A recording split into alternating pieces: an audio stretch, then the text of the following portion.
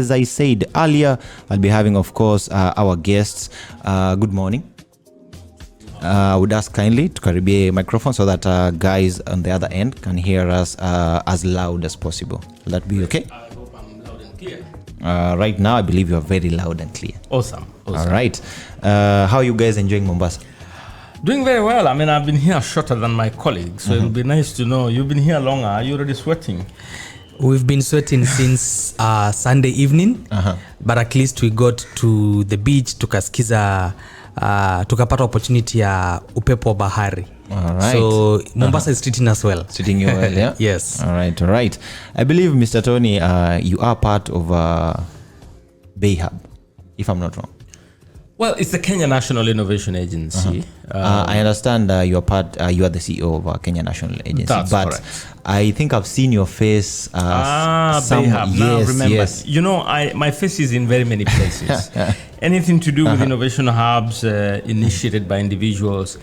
Some of them originate from some work we've done before. So the Bay Hub, I became an advisor to a team that started Bay Hub after they left C4D Lab, which was one hub that I initiated at the University of Nairobi. Okay. And therefore, I became an advisor to the Bay Hub to support some of that work in the coastal region.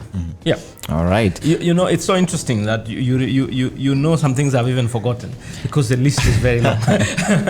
Actually, I was a student from Technical University of Mombasa. Okay. So Mr. Gesa, of course, brought me in, of course, as a contributor, of course, in terms of journalism, in terms of Blue Economy, because Blue Radio focuses on the same. So while I was a student, we used to do the same work. So I guess I was my student, and he used to work at the C4D Lab, and that's how we planted a seed in him, and he also picked up to go and implement Bay Hub, and that's great to see. And I see now a product. In fact, now I'll consider you as my grandson. For sure.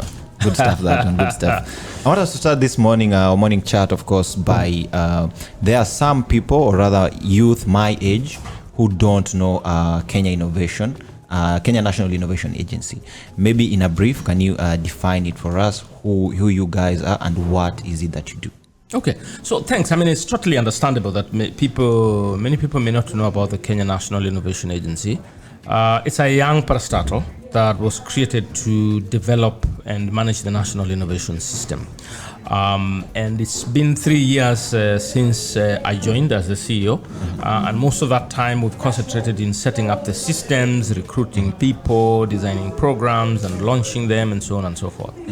From a function perspective, if you say you're developing a national innovation system, the measure of success is how many ideas can we support so that then they become meaningful enterprises, or they become products of public good or services of public good. And so we work closely with universities to support the establishment of incubation facilities, not just university only, but also in the private sector. We support issues of commercialization, issues of policy, so that then we can create a better national environment for innovation. We work a lot with the innovation hubs and accelerators. We also try to reform the education system to catalyze more and more ideas to find their way into market. A lot of publicity, trying to educate people about the potential of innovations and IP and its commercialization.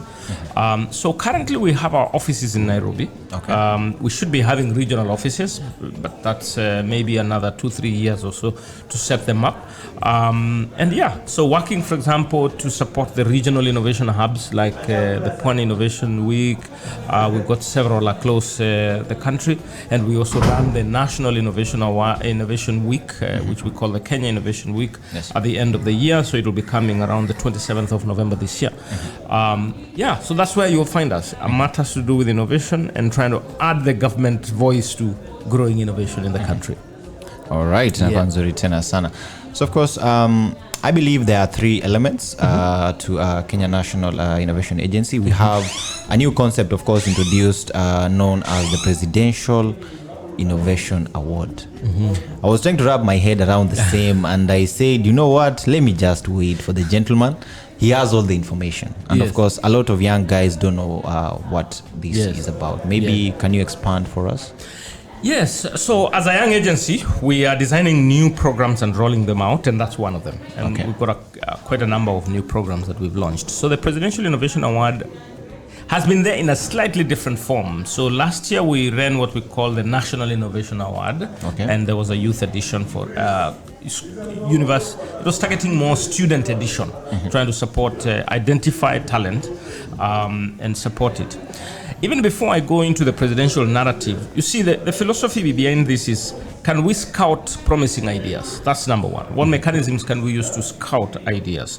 The second is, how can we possibly recognize those ideas? And third, how can we support those ideas so that they can grow? That's really what is driving us. So in terms of scouting, then sometimes you have to create a program or an initiative that makes people relate with what you're trying to do. So this time around we call it Presidential Innovation Award, and the president, when we made this proposal through our cabinet secretary, was quite excited about it, and he said, I think yes, I would like to support. At the initial stages, what we're doing this year is trying to get most promising innovations per county. So we've run a call, and people have been submitting. The deadline was basically end of this month that just ended in September rather. But we have negotiated with the ministry to extend by another 2 weeks. Okay. So up to the 15th of this month, October, we will still be receiving applications. And then there will be an independent jury that will assess as many of them as we'll have received across a number of sectors. And we are kind of trying to look into the government priorities, things like healthcare, things like agri-tech, things like creatives, and so on and so forth. And then after that, committee will analyze and give us a recommendation of some of the promising innovations from each of the counties. And then we will arrange for all these innovations and innovators to come to the Kenya Innovation Week that will be later in November. And they will have opportunities to pitch and compete aggressively. And they will potentially have a pavilion for them to display their work and engage. And we will have brought other partners like Kenya Copyright Board and the KIPI to help them with intellectual property issues. And the goal then would be, we want to select the best that will then be recognized by the head of state at the Jamhuri Day, which comes up on the 12th of December. So for purposes of the winner, this year, because it's the first time we are piloting and trying to get partners behind it, the best will receive a 5 million award. And then there will be, I think, 3 million, 2 million, and then each of the counties will also receive a share of the same. And then from there, we will start what we're calling the Presidential Innovation Acceleration Program. So we'd like to receive the most promising ones and then move towards supporting them into January and beyond. The theme for this year, I believe you've settled on innovation to create wealth for Kenya Innovation Week. And of course, any young person, looking at that theme is like, yes, this is for me. Yeah. Why the theme, and what can we expect during that event? Oh, interesting. Themes always help us to put our thoughts behind something. You see, we always say innovation should lead to jobs. So we don't want to do innovation for the sake of, like fancy thing for a hobby. That's okay, we can do. But ultimately, we'd like to see, how do you create jobs? Meaning that the innovations need to grow so that then they can create income for someone, and in a sustainable way, not just once, but on a continuous basis. So that's the foundation, is that create innovations to create jobs. But beyond the jobs, if we're growing an enterprise, all right, somebody can buy off this enterprise one day, or can invest in that enterprise, and when they invest and then the enterprise grows and maybe they sell the shares to someone else and so on and so forth. Therefore, you're creating wealth. You're creating the possibility of people having even more than they need on a day-to-day basis and have a little more disposable income. So that's the aspiration, is that how can we also learn from a Commonwealth standpoint? Some of the countries that are participating, and there are as many as 56 countries in the Commonwealth, 57, and we're trying to invite as many of them to participate and share experiences, share knowledge, including ministers and innovators from some of these countries. And in that process, we kind of interact. You can get customers there, you can get investors there, you can get funders, you can get partners and so forth. With the ultimate goal, how do we strengthen the prospects of creating wealth for each other? Yes. So yeah, young person, it's an opportunity. Of course, we may not all participate, but at least you can participate even virtually if you don't make it physically to Nairobi. And let's leverage it so that then we can share. You see now, all of a sudden, I'm from Nairobi, and I have arrived here, and you and I are sharing because of the Pwani Innovation. Yeah, for sure. All right. So by creating platforms like this, I've never met you in my life. But then you look like a cool guy, and it looks like we can do stuff together. And that's the same spirit behind the Kenya Innovation Week. Amazing. So, of course, for anyone looking in, remember, you can catch us live via the website, www.radio.co.ke. We're going to short musical break. And then when we come back, of course, we want to see, I want to take, of course, him on a journey back on history, or rather a journey back in time. I'll be letting you know all about that. And of course, as a young person, how can you reach Kenya National Innovation Agency? I'll be engaging, of course, the communication lead when we come back. Remember, on the socials, use the hashtag, as always, hashtag Breakfast Vibe Show and hashtag Pwani Innovation Week. This morning on our breakfast chat, of course, I'm chopping it up with Mr. Tonny from Kenya National Innovation Agency, alongside George, of course, the communication lead. Asante tena sana, good morning. Good morning. So, of course, I was reading yesterday about Kenya Investment Bridge. Or is it Innovation Bridge, pardon me? It's Kenya Innovation Bridge. Thank you for that. Yes. So, of course, it is an idea where guys can, of course, log in digitally and access the platform. I want you to walk us through, the process, because someone listening could have a project. How could they, get themselves on board? Yeah. That is number one. And then number two, what are some of the success stories? Have you seen anyone go through the process and, be successful at the end of the process?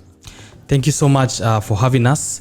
So let me start by saying that we are happy to mention that we actually activated the Kenya Innovation Bridge at the coastal region around 4 or 5 months ago. When we were doing the national launches, we actually had the privilege to launch it right here at Swahili Port, where we have the venue for the Pwani Innovation Week. And I will talk about what the Innovation Bridge is. We call it the Kenya National Innovation Bridge. So it's a national database, one for the innovation ecosystem. But primarily it serves the purpose of a digital marketplace for innovators to connect and collaborate with investors, potential partners, and even customers.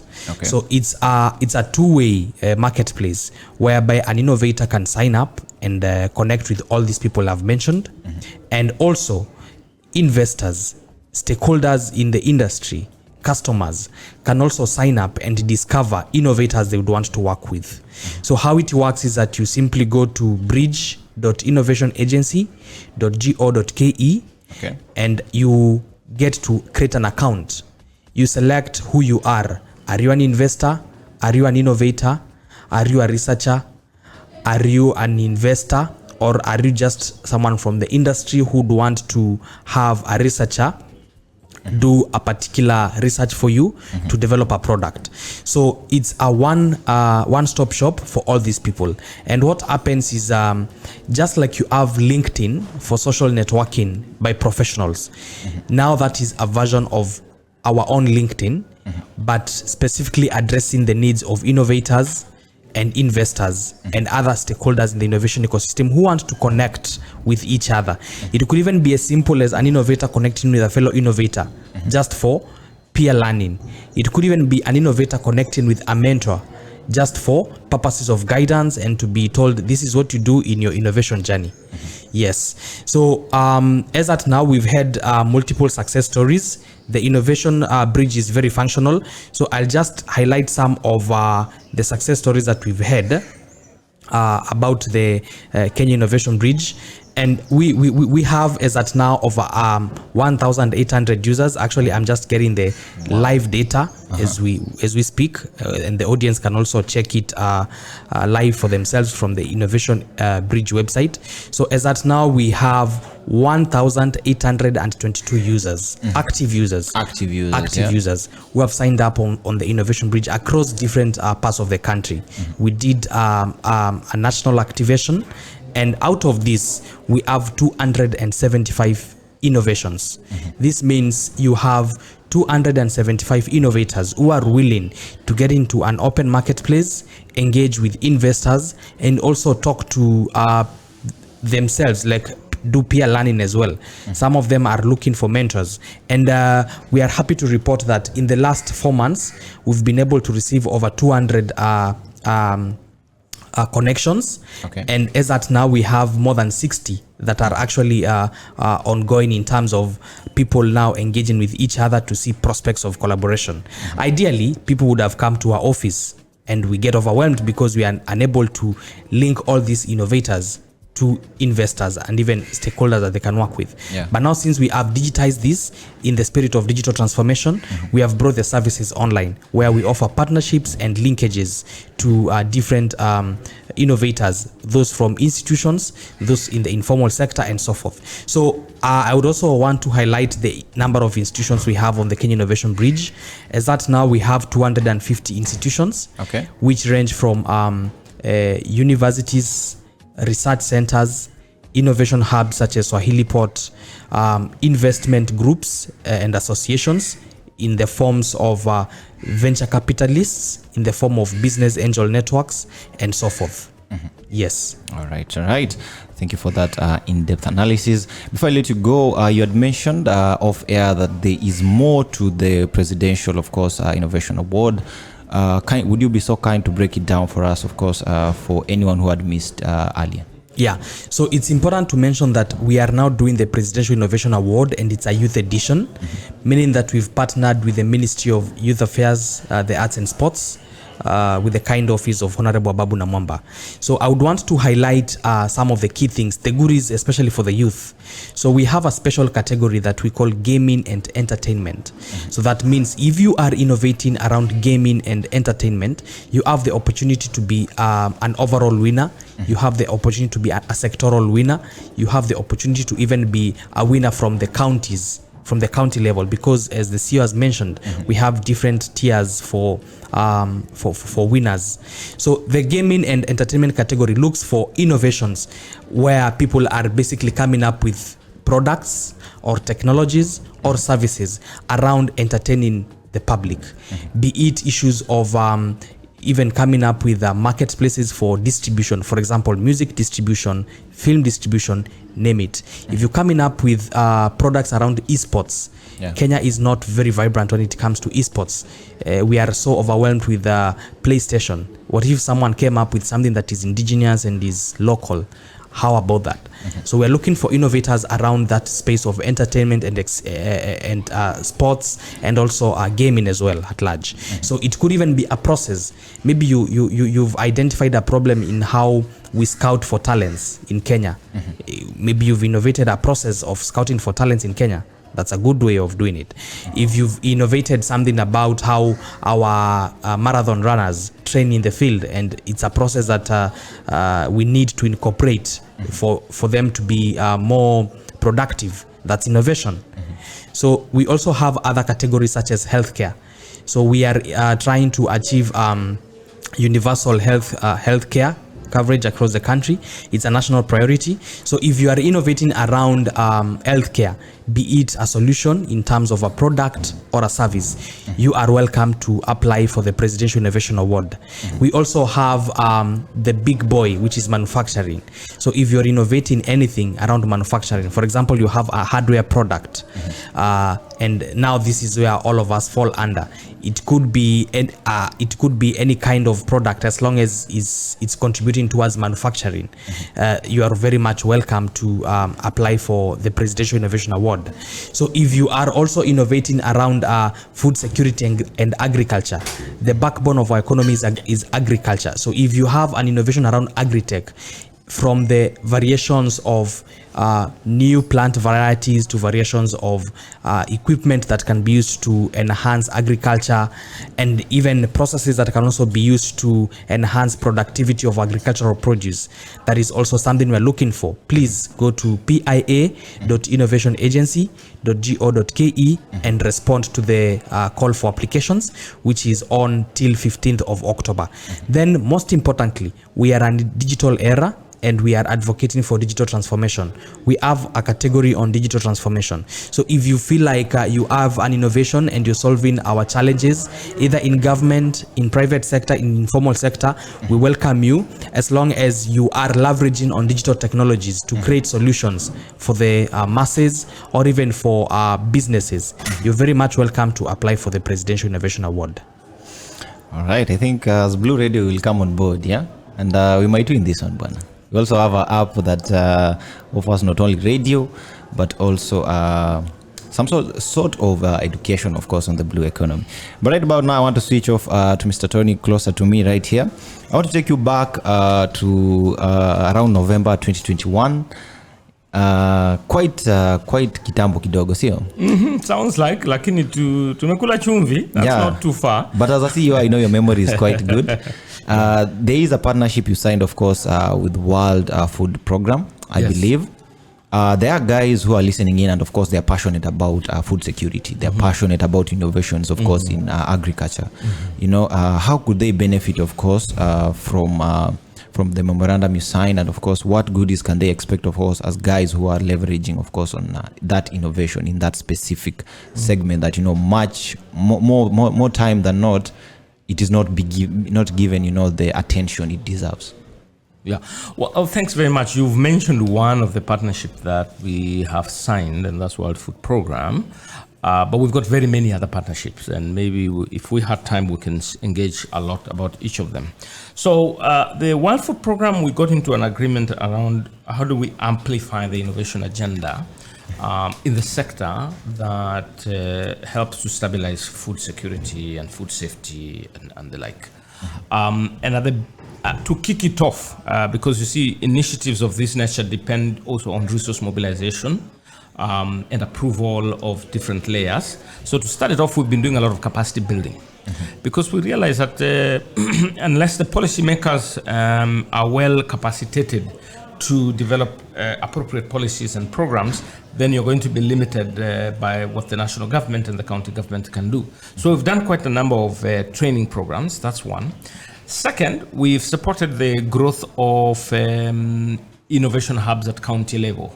So closely working with the Kenya School of Government, among others, and we've set up a couple of incubation hubs in the county level. The latest we visited was Isiolo. And in those incubation hubs, one of the initiatives we've also worked on is supporting young people to get jobs online.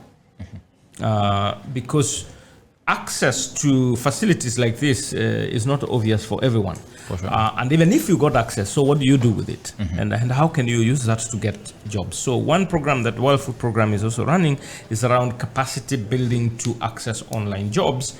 And a number of people, we started off in Kibera, supported a number of youth there. I saw they've kicked off in Isiolo and several other places. And we thought that's a very good program because we've seen actually young people actually start making very reasonable income by doing jobs online. And we're exploring many other initiatives, including potential chance of running an acceleration program that identified young talent that is working on food security and food safety area and try to grow them. But over and above that, we've got several other partnerships that have been very useful, including the UK government. We've got a range of initiatives supporting institutions. And today we will have a discussion in the afternoon around how do you support universities and institutions of higher learning to equip their youth better for entrepreneurial opportunities. We have some partnership with Huawei around capacity building for digital literacy and digital economy. We've got some partnership with the Lemelson Foundation in the US.